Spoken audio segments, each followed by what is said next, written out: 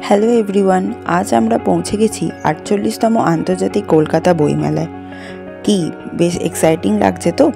বইপ্রেমীদের অপেক্ষার অবসান করে শুরু হয়ে গেছে কলকাতা বইমেলা। এবারের থিম জার্মানি। কলকাতাবাসীর কাছে শীতের শেষ মানেই কিন্তু বইমেলা। চারিদিকে শুধু বই আর বই।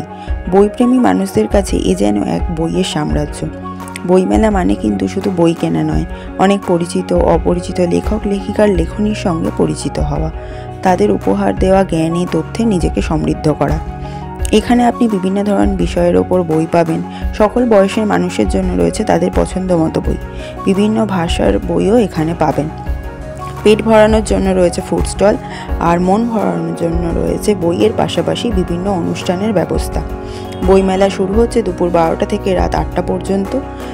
৯ ফেব্রুয়ারি পর্যন্ত চলবে এই বইমেলা। দেখা হবে নেক্সট ভিডিওতে। বাই।